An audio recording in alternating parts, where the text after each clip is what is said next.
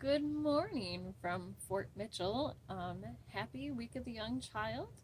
The Week of the Young Child was started by the National Association for the Education of Young Children.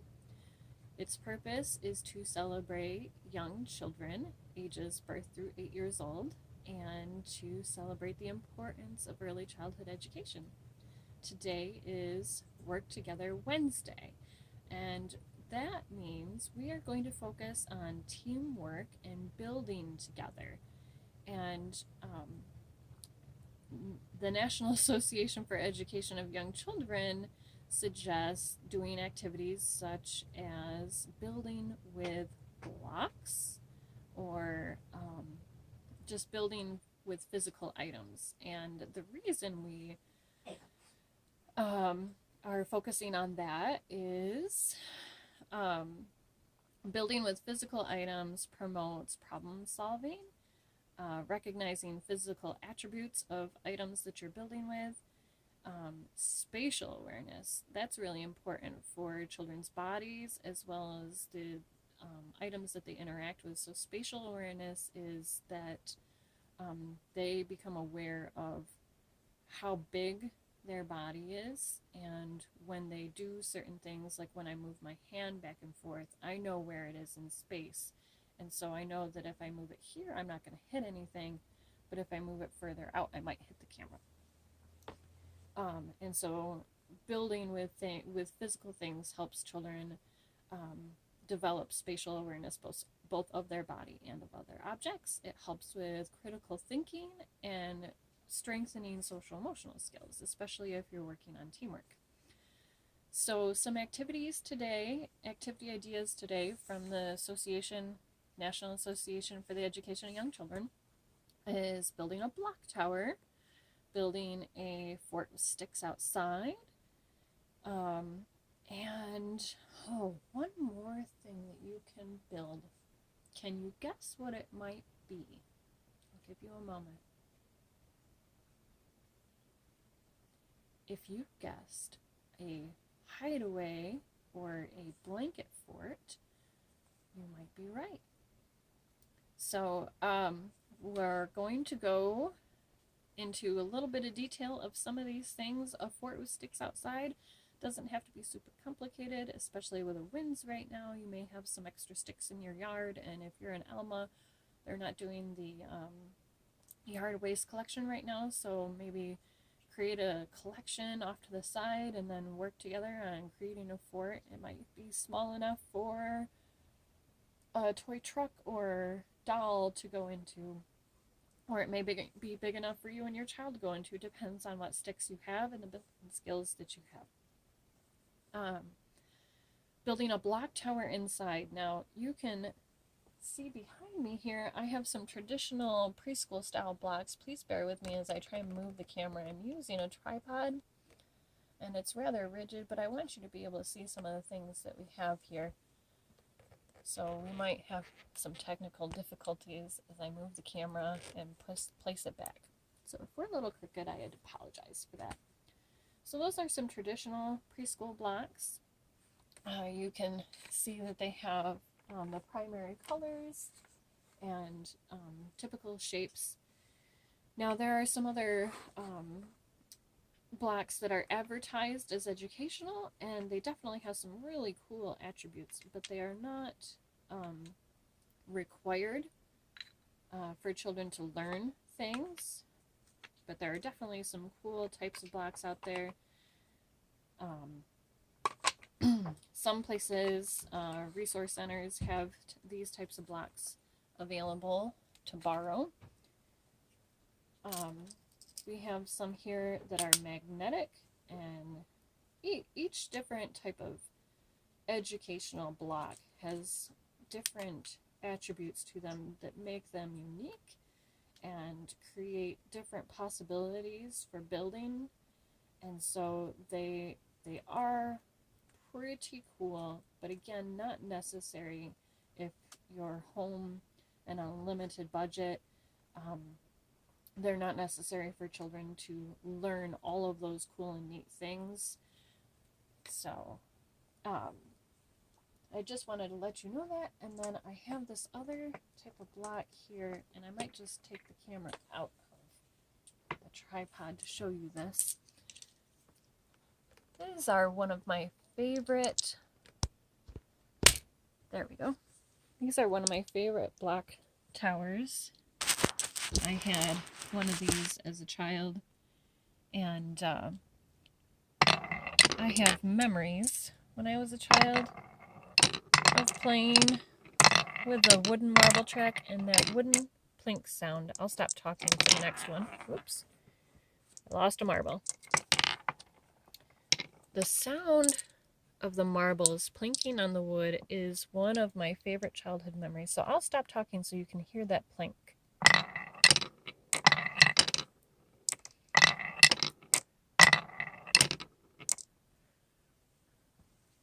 I hope you were able to see that well. I couldn't see what the camera was showing. But the point was to hear it. So, again, those are some educational style blocks. One type of building that I would encourage you to explore is loose parts. Loose parts is something the early childhood community is really starting to embrace. And this is just one example of loose parts. I have some blocks that I got at a conference years and years ago. This is from a company in Grand Rapids, I think, that takes pieces of wood that are just kind of left over and shapes them into blocks. And so not all of the blocks are uniform. They're not all the exact same size and shape.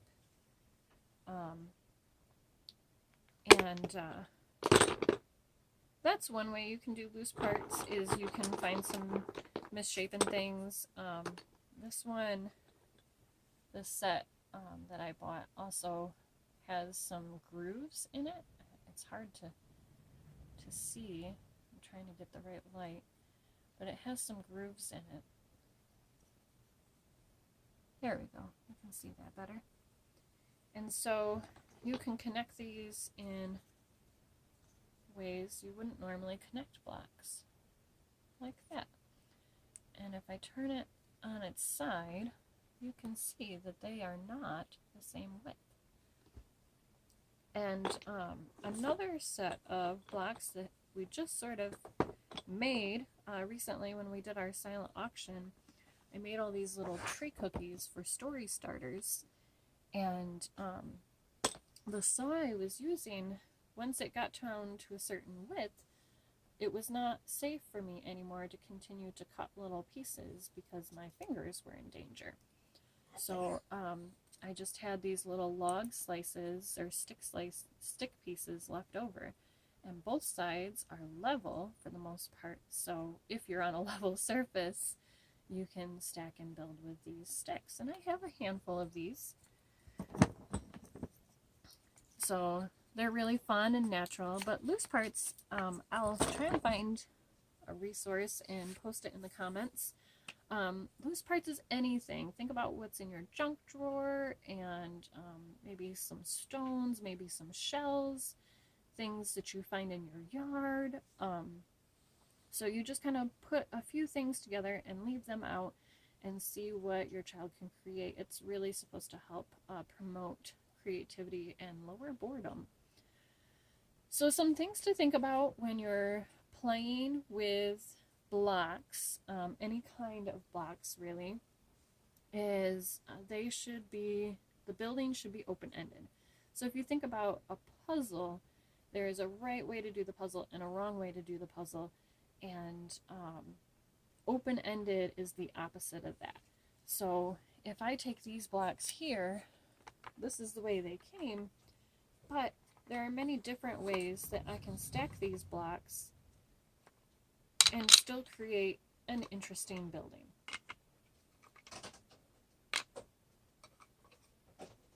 Like that. And this is different from the original orientation, but it's not necessarily wrong. So open-ended means I can explore with it in many, many different ways and still be right. somewhat. I'm going to set this aside. It should be child-led. So while your child is doing some playing, have some blocks or loose parts out, and when they begin to play and explore with them, it's their idea, and what they do with the blocks is their ideas that they are carrying out. And then definitely play with your child. When they're playing, get down on the floor, play with them. So you can either parallel play, which is you build a tower and they build a tower and you work independently, but you kind of talk with each other while you're playing. Or you can play with your child. Take a piece of block and say, here, where should I put this? And then place it where they would like you to place it. So playing with your child is really important. And then a couple other ideas for building a blanket fort. Mine is kind of elaborate. I've got all kinds of things working together to keep this so that I can sit upright. One quick, easy way, if you have the materials, if you have a duvet cover and a fan, a box fan, and a child that can safely be near a box fan, you can take a duvet cover, which, if you're not familiar with this, it's basically 2 sheets sewn together with the exception of one spot, and that if you have a comforter, you can, instead of putting your whole comforter in the washer and dryer, and that becomes really cumbersome, you put the duvet cover over your comforter and then put this, which is like 2 sheets, in the washer and dryer, and that keeps it clean. But anyway, you take your opening of your duvet cover and you place a box fan there, and the box fan blowing into the duvet cover creates this great big opening, and it's really cool. So that's one thing you can try. Another thing you can do for a blanket fort is they have a lot of different children's tents, whether it's over the bed or it's just a plastic poles that you snap together and place a usually nylon covering over it, and then usually tie that to the poles. There's lots of different ones of those. Sometimes they have different tents. I know there's some popular teepees right now that you can place in a child's bedroom. So all those different things are really fun to work together and build. For our group, we coordinated with Keep Alma Beautiful, the Alma Aspires group, coordinated with Keep Alma Beautiful, and our Work Together Wednesday activity is to go on a family walk and clean up some of the trash in your area.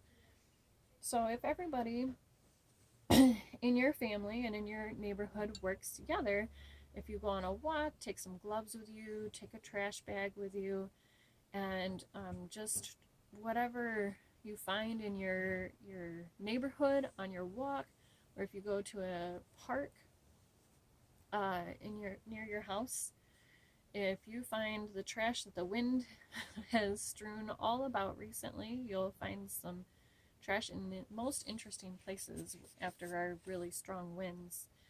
But we want to make sure that you are practicing safety first. Make sure that if there's an item on the ground, or if there's an item that is trash and is dangerous, make sure, children, that you let an adult take care of it, or maybe adults need to talk to somebody that is a proper authority to take care of something that may be dangerous. You also want to make sure you're keeping your distance from other people, avoid touching your face, and make sure when you get home you discard those gloves and wash your hands. Now for young children, if you don't have any personal protective gloves, which is okay, they're usually too big for children anyway. If they wear like cloth gloves or mittens, that should be enough to keep them safe, as long as they're washing their hands and they're not touching their face. And then when you get home, just wash those gloves or mittens before they use them again. Our talking is teaching today from our friends at the Great Start Collaborative is about shapes. Let's see if I can. There we go.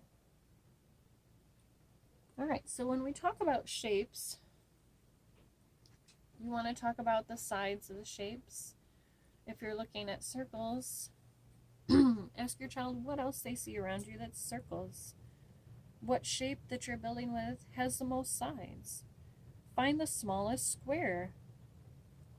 Let's hunt for shapes. And so you can talk about different sizes, different sides of the shapes, and different things like that. So thank you to our friends at the Great Start Collaborative, Gratiot, Isabella Great Start Collaborative, for sharing the talking is teaching with us. Thank you to the Alma Aspires group for supporting early childhood education in Alma. And tomorrow is Artsy Thursday, and our friends at Studio on State will be creating a video to share with you an art activity you can do at home. So have a great day. We look forward to seeing you again. Bye.